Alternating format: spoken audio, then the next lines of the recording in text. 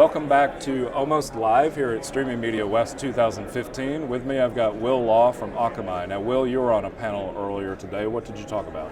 It was all a panel about new technologies that are affecting the over-the-top and the streaming industry. So what are some of those new technologies? There's a bunch of them. We started off with HEVC and VP9 because there's a lot of FUD in the marketplace right now about HEVC, some of it legitimate, some of it not. Issues. Primarily the licensing. Right. So HEVC Advance was one of the first topics of discussion. They've backed off their quite extravagant claims. The expectation, I polled a bunch of people at IBC, is that they will come back with fair and reasonable terms that are very close to MPEG-LA. At least that's the hope of the industry. To a certain extent, it's a repeat of what happened with AVC a couple of years ago, where they backed off and it was rational. Exactly. So the expectation is it will settle down. There's and maybe settle down faster because of that memory is relatively fresh in people's minds. They learned the lesson, I think. Greed has no persistent place in the codec market. People will pay a reasonable amount for using a good codec. So I wrote an article about a month ago talking about the sort of sacrificial lamb model that we went through back in the AVC time, where VP8 was looking to be transcendent and all of a sudden sort of dropped away because AVC and MPEG-LA got the act together. Do you sense that we have a similar model now, or do you think VP9 has Well, VP9 is certainly out there. What's interesting is the Alliance for Open Media getting together and saying we are going to release a royalty-free open codec that will compete.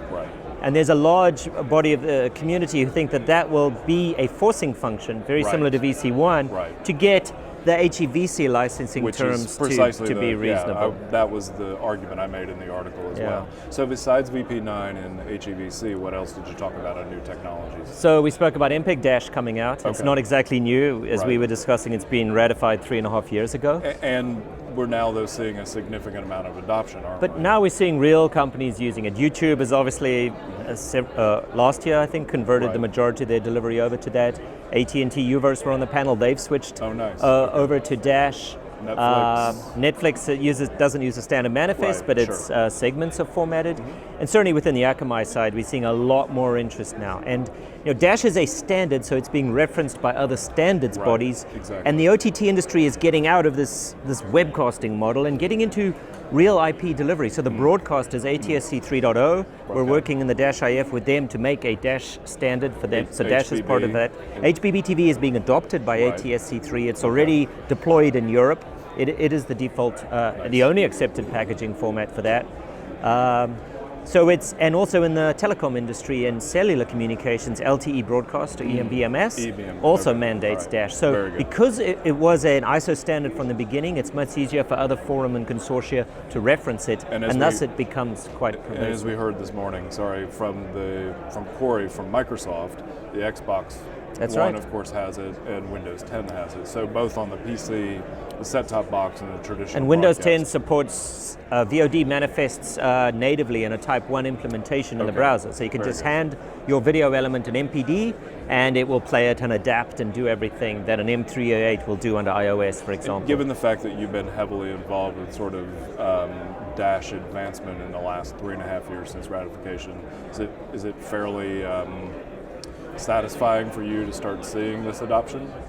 Yes, it is. We at IBC, we had our first ever Dash talk at IBC 3.5 years ago at the IBC. And I had the author of Dash and the chairman of the Dash promoters group at that time, and 4 people came to the talk. It was sad. We said, well, that's a start.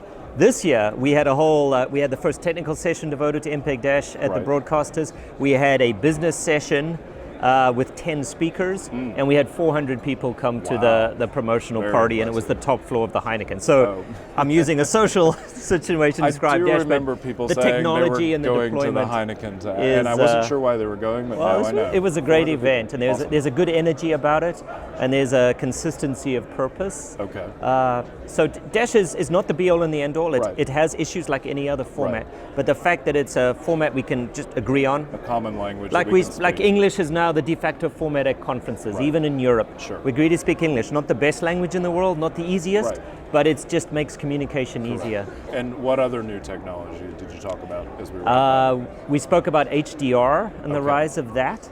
and how that's going to impact people in the short term, maybe more than 4K. In fact, I've heard several people say 1080p 60 in HDR versus 4K UHD in terms of content availability and the number of players that are out there to play. Absolutely. You can take a 1080p stream at 5 or 6 megs, add in HDR, double the frame rate to 50 or 60, right. go to Rec 2020 color, all for about a 50% bump in bitrate over 1080p AVC, nice. 30 frames per second. Nice. And that is a compelling difference for any consumer, young, old, sure. and at any distance back from the screen. Nuance so why put depth. all the bits into more pixels right. when, as Semty loved to say, you can put better pixels out there.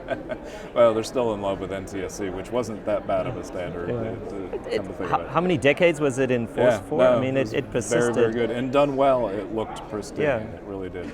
Anything else before we wrap up? WebRTC we looked at, just how is that affecting it, and then MSE and EME as the new player environment that's replacing Flash and giving us a ubiquitous platform and of to course, build Jan media Ozer players. did a session yesterday where he talked about that at length in one of the workshops. So great, good. Will Law, Akamai, this is Almost Live Stream Media West 2015. We'll be back shortly. Thanks. Yeah, good. Okay. So, the EME stuff, Jan, I remember last year asking me some questions on that, and I'm like, you need to look into it. Session yesterday on EME and right. I walked in and spent about 3 minutes listening to what he was doing. I realized